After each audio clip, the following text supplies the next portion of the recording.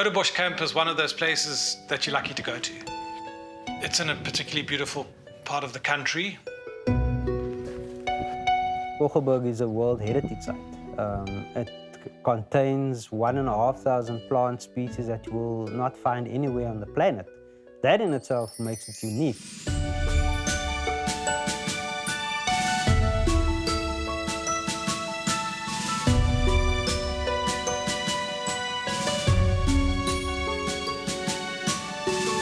We wanted to put a world-class facility on site. We've taken an old forestry village and transformed it into this eco-village.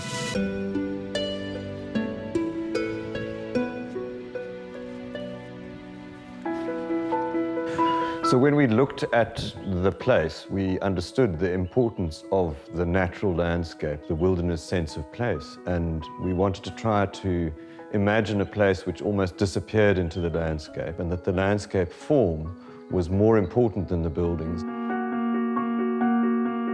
So when we thought about how to build in this environment, we first of all had to look at the impacts that buildings might have on the environment, and to look at a way that, again, nature was prioritized, and that the idea of sustainability came out of the needs of the environment and the ecosystem. And the whole site was designed that all of the rainwater was captured off the soft planted roofs and spread through chains and little dry water courses which distribute the water back into the ecosystem, recharging the local springs.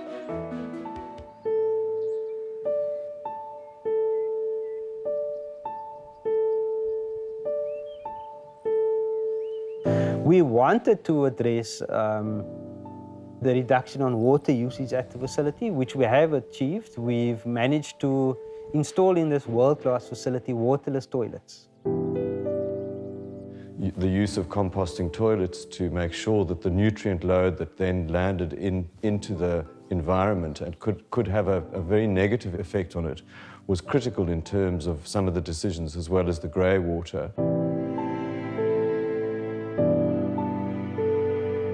What it's given me is kind of hope, in a way, of that if we were to treat the environments that we work in a sensitive and open way, that we can make a difference to many people's lives.